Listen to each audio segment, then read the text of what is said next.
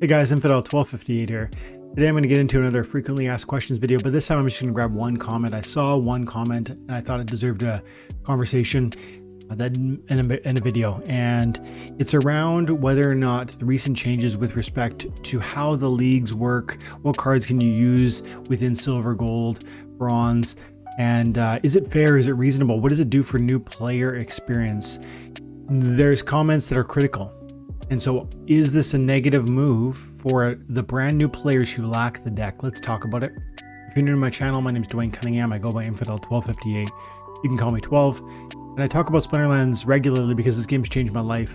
And I believe NFT and blockchain-based video games are actually a revolution. For reasons I'll explain maybe in this video or others, I am convinced that something special is happening here. And if that sounds interesting to you, I encourage you to like the video, subscribe to the channel, hang out, drop comments, and yeah, learn more. Okay, so comment section. Yeah, Technopserus. A fun name. He says, I have a personal thought that's not related to the video, but I can't hide my concern about it. The game now, with the last changes he's speaking to how the leagues work, and you can play the max level cards in bronze. Because the game now, with those changes, is too challenging for newbies, and it's ridiculous. I've been playing against good gold. I mean max level. I mean the max level, nor the premium design. I've been playing against max level decks since bronze. This could potentially disincentivize the newbies who only have the first bunch of cards because they will struggle since the beginning. I'm playing two accounts, my main one with cards playing in wild using a bot, and my alt playing in bronze by myself using delegated gold cards. And guess what? There's almost no difference in my enemies between either account. If I wouldn't be renting cards from Nifty Arcade for my alt, it would be impossible for me to win an acceptable amount of battles and have a good battle ratio. I don't want to imagine how it would affect noobs that even if maybe they don't know about Nifty Arcade or how to rent, or they only have and they don't even have the value to pay for those rentals. And Osco jumps in here and he says, give it time to settle. And that's where we're going to go with this. I think the important thing to think through is that these changes took place 7 days ago, 6.5 days ago. And I understand that even now you're running into people like me. Like I have a max level deck. I have 5.5 million power on my account. Now from a modern perspective, to give the most clarity possible, if I look at my deck and my cards on Peak Monsters and I go modern, I actually have 1.26 million power. So 1.2 million power. Still a significant deck of cards. As I look at my summoners, from a max level perspective, we've got Kelia, Thaddeus, Obsidian, Tarsa, General Sloan, Nomos, Dallin, Skargor, Fernheart. I've got a decent, oh, he's 22 BCX, wow. I also have Prophet Rosa, Gold Foil maxed out. I've got some of the legendaries too. Quix, Grandmaster, Yasik, Possibilis, Immortalis Astral, Lily, Akane. So I've got a very solid deck. And you're running into people like me. I know you are. I'm in gold. I shouldn't be in gold. But it's a matter of time. We have to be patient with these things. We have to, the critique is genuine, and yet you need to step back and say, okay, I am running into these player accounts that are far greater than me, and it actually is ruining my experience today. But then step back and say, how likely is it that they're going to stick around and continue to persist and sort of be a problem for me and other players like me, or worse yet, for players newer than me who don't even understand how to rent or buy cards? Because it's a genuine, if people like me stick around and stay in the way at gold, you're right. This will literally ruin the new player experience. The noobs that are coming in and trying to have fun and trying to win once in a while, to learn from their mistakes, to see the rewards happen for their time and attention. That will be impaired, and the new player growth will diminish or disappear. In fact, players will leave. So the issue is critical, but I think when you step back, you have to admit, I would hope, and anyone listening, I hope you'll agree to this, that necessarily as the season goes by, maybe as the next season goes by too, by the way, you're going to see less and less of this problem. I think that's absolutely guaranteed. Now, first of all, why? And then I want to even argue like how I could be wrong. So why will we go away? I mean, we are dominating. I mean, people like me playing in gold are winning more than we're losing. Let's just look at the last 20. 3 wins, 1 loss, 2, 3, 4, 5, 6, 7. I think it was 7 losses out of 20 matches. So 13-7 is a winning record. We put together win streaks in there too, by the way, and you're getting 40 RP and you're climbing. As I go, the beginning of the season, I was in silver 1 and now I'm in gold 2. And I'm not playing every single day, by the way. Like, I play as much as I can and the bot plays in wild when I can't. And so I'm saying I am climbing. I started in silver. I'm almost out of reaching tops of gold. I will make it into diamond. People like me are having the same story.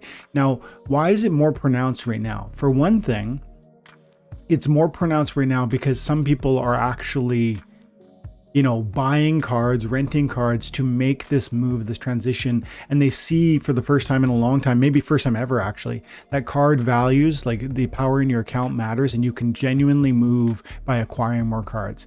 That, I think, is one piece of what's happening. Some of the audience that you're playing against, some of the people you're playing against have bought better cards, rented better cards, and now they're competing at the lowest levels, but climbing rapidly and running into you and running through you.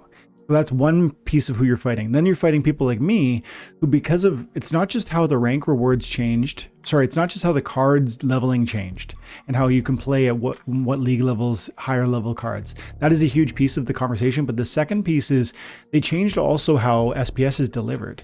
You get, the SPS is no longer going to be contained in the chests, in the end of season chests.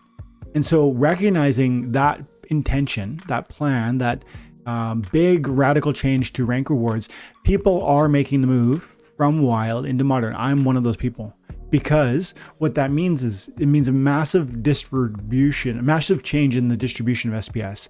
Previously, you would get,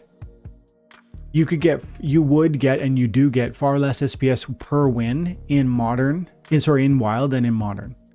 So lots of people chased after that SPS rank reward and played in modern, but many people used bots and automation to fight in wild and just said, you know what, it's okay if I get less SPS per battle. I'm going to get just as many chests as you will in modern at the end of season and during the daily rewards, and then as a result I'll actually get huge SPS rewards in those chests, so I can go ahead and be okay with any sort of SPS reduction I might receive on my daily rank battles because of the chest rewards. But that's all changing, and that massive distinction is going to drive more players, including myself, from wild firmly into modern. And that's the transition that's unfolding simultaneously while this all happens. So I just gave you 2 factors. There's new people who are chasing after higher levels because they actually can, as they acquire better cards, rent better cards, buy better cards. And that is a new thing that you're therefore going to run into some new beasts that are going to steamroll you because they're making that move and maybe you aren't. Part 1. Part 2 is, like I said, people like me making the transition from wild to modern. And those are 2 gigantic things that will eventually settle down. I think that has to settle down because people like me, if we truly have diamond decks, we will find our way to diamond. Unless there's something broken about the system, unless the RP or the win streak bonuses are not enough. We used to get a sort of a flexible amount of RP depending on who you played. If they were far greater than you in RP, then you might get a bigger bonus per win. If they're far lower or pretty similar, you might get a smaller reward. If this new dynamic in terms of how many points you get per win change radically, sort of the outcomes of growth, then maybe this ends up being wrong and bad. But I don't think it will. I think 20 per win and 40 per win streak ends up being really substantial. And I think that consistency will allow those who deserve to climb to climb. And so what I'm saying is, I think, like Oscu alluded to, you need to be patient with this, and you're going to see that those people get out of your way.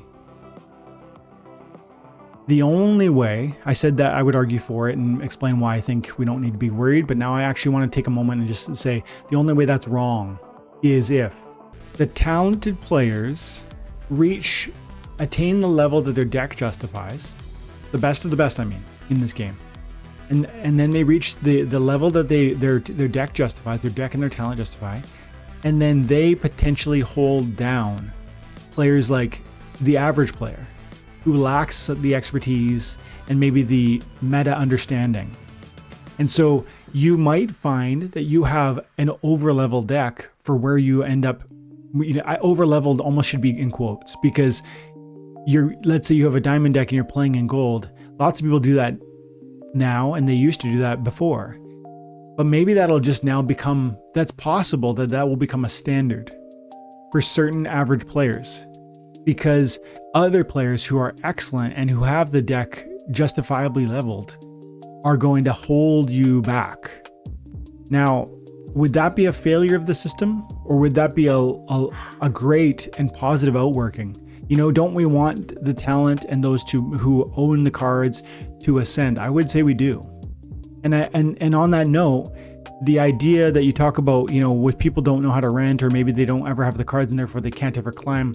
I get your concern and your worry about that, but I think we need to come at it from a perspective of this game always requires further up and further in, more asset accumulation, and to the extent that the game can actually honor and benefit and reward those who invest in the game, that's going to be the degree to which more people invest in the game. So, right, if there's a reward that is commensurate to your investment within the game, then that means it encourages more and more and more investment. If there is a drop off in reward, then you're gonna stop buying new cards. If the rewards are not satisfying, you're gonna stop buying new cards. But if the rewards are exciting, meaningful, substantial, you're going to chase after more assets so you can climb higher and higher. Again, it's going to depend on how the rank reward, league distribution and RP distribution settle. But I truly believe that as we see maybe this season unfold and possibly the next, I think you're going to see a dramatic change in who you're running up against, because right now you're seeing two groups of people that are in your way that eventually shouldn't be in your way. First, brand new people who have bought or rented new decks to climb higher, and they're of course in your way because they used to be in your league not justifiably, and now they've made changes to climb out. So they're going to be in your way, and then people like me who are making the move from wild to modern. For those reasons, I think you don't really need to be too concerned about this from a long-term perspective, but it's something that we need to look at the end of this season, as well as probably for sure at the end of next. And if it's still happening, where you're fighting in gold and you're constantly facing off against diamond decks, that might say something about what these league changes did. Or worse, you're in silver and you're fighting off against diamond decks. That to me would be a real something. If that's consistent, I would want to more closely explore that. But for now, I say you got to give it time to settle. Thank you so much, Technopterus. And I hope you have an amazing day, guys. God bless. Bye for now.